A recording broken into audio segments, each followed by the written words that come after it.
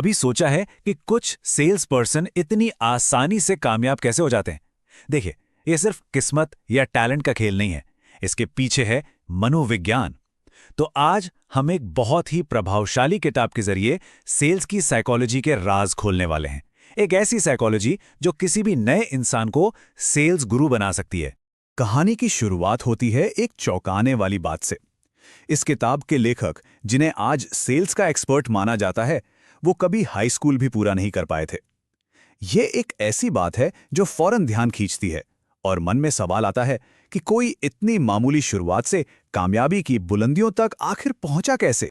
तो सवाल यही है, एक नौजवान जो मुश्किल से गुजारा कर रहा था, वो सेल्स की दुनिया का गुरु कैसे बन गया? यही वो सवाल है जिसके इर्द गिर्द हमारी आज की पूरी बातचीत घूमेगी, क्योंकि हम इस कमाल के ट्रांसफॉर्मेशन के पीछे छिपे राज को एक एक करके समझने वाले हैं। तो चलिए सफर शुरू करते हैं लेखक के शुरुआती दिनों से। वो कोई अमीर परिवार से नहीं थे, बल्कि एक मजदूर थे जो गुजारा करने के लिए दिन रात मेहनत करते थे। सेल्स उनका कोई पैशन नहीं था, बल्कि एक मजबूरी में उठाया गया कदम था। उनका रास्ता काफी मुश्किलों भरा था। हाई स्कूल की पढ़ाई बीच में छोड़ दी, गुजारे के लिए मालवाहक जहाज पर काम किया, अटलांटिक पार किया, मतलब जो काम मिला वो किया। सेल्स तो उनका आखिरी सहारा था और पहले 6 महीने तो पूरी तरह से नाकामी में बीते। लेकिन उनकी मेहनत जबरदस्त थी। सुबह 5 बजे से रात 10 बजे तक लगातार काम करना, यही लगन उन्हें आगे बढ़ाती रही, तब भी जब कुछ भी सही नहीं हो रहा था। और फिर एक सवाल ने सब कुछ बदल दिया। उन्होंने अपनी कंपनी के टॉप सेल्समैन से सीधा पूछा, आप ऐसा क्या अलग करते हैं? जवाब से एक बहुत गहरी सच्चाई सामने आई। कामयाबी कोई तुक्का नहीं है, ये कॉज एंड इफेक्ट का नतीजा है। एक ऐसा पैटर्न है जिसे कोई भी सीख सकता है और दोहरा सकता है। लेखक की एक कहानी हमें सीधे सेल्स में कामयाबी के सबसे बड़े राज पर ले आती है, और वो है मानसिकता। मतलब बात बाहरी टेक्निक्स की नहीं है, बात अंदरूनी खेल की है। चलिए उस साइकोलॉजिकल सिद्धांत को समझते हैं जो हर कामयाबी की बुनियाद है। तो बात आती है सेल्फ कॉन्सेप्ट की, जिसे आत्म अवधारणा भी कहते हैं। ये है क्या चीज? इसे अपने दिमाग का मास्टर प्रोग्राम या ऑपरेटिंग सिस्टम समझ लीजिए।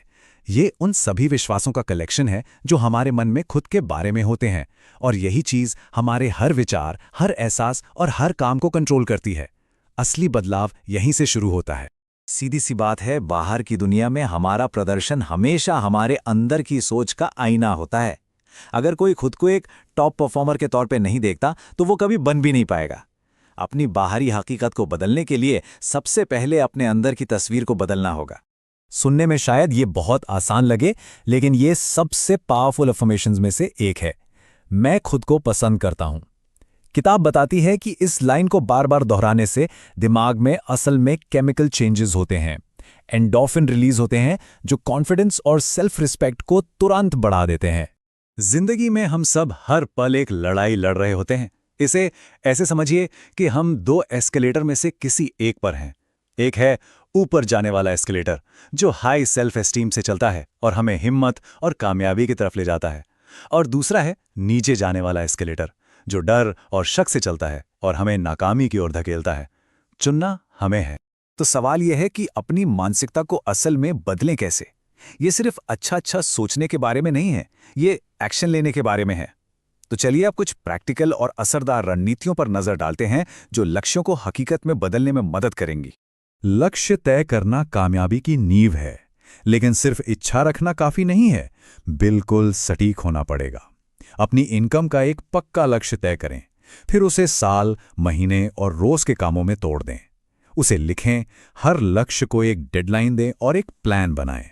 जैसा कि किताब में कहा गया है, एक लक्ष्य और प्लान वाला इंसान हमेशा सिर्फ इच्छा रखने वाले से बेहतर करेगा। अब ये जो 20 आइडिया मेथड है ना, ये तो बिल्कुल गेम चेंजर है। जब भी किसी मुश्किल का सामना हो, तो खुद को उसके 20 अलग अलग समाधान लिखने के लिए मजबूर करें। अक्सर पहले कुछ आइडिया तो बड़े आम होते हैं, लेकिन जैसे जैसे आप खुद को और सोचने पर मजबूर करते हैं, असली और असरदार आइडिया सामने आते हैं। और कहते हैं 20वां आइडिया अक्सर वही होता है जो सब कुछ बदल देता है। 80-20 का नियम, जिसे परेटो प्रिंसिपल भी कहते हैं, कामयाबी के लिए एक बहुत पावरफुल टूल है। ये कहता है कि हमारे 80% नतीजे सिर्फ 20% कामों से आते हैं। तो कामयाबी का राज क्या है? उन 20% सबसे जरूरी कामों को पहचानना और अपनी सारी एनर्जी और वक्त उन्हीं पर लगाना। मेंटल रिहर्सल सिर्फ ख्याली पुलाव पकाना नहीं है, ये एक जबरदस्त टेक्निक है। बड़े बड़े एथलीट से लेकर टॉप सेल्स पर्सन तक सब इसका इस्तेमाल करते हैं। किसी भी सेल्स कॉल से पहले अपने दिमाग में खुद को कामयाब होते हुए देखें। ये आपके दिमाग को बेस्ट परफॉर्मेंस के लिए तैयार कर देता है। देखिए, कामयाबी सिर्फ हमारे बारे में नहीं है, ये उन रिश्तों के बारे में भी है जो हम बनाते हैं। चलिए अब उन स्किल्स पर ध्यान देते हैं जो एक अनजान ग्राहक को एक वफादार ग्राहक में बदल देती हैं।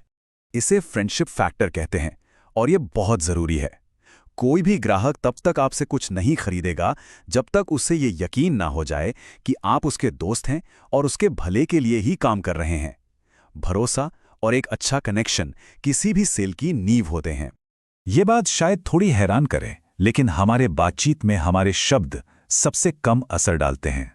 जी हाँ, बिल्कुल।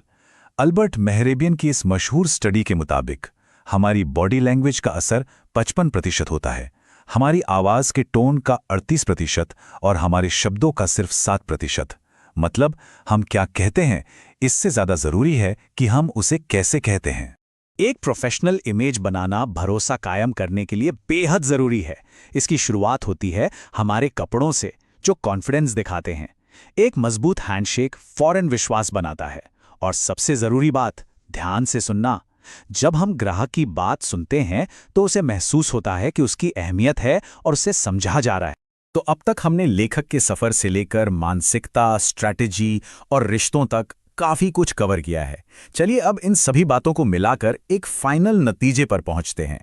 तो आखिर में कामयाबी की असली चाबी है क्या? ये एक ऐसा सवाल है जो हमें इस पूरी बातचीत के निचोड़ तक ले जाता है। ये रहा कामयाबी का फॉर्मूला।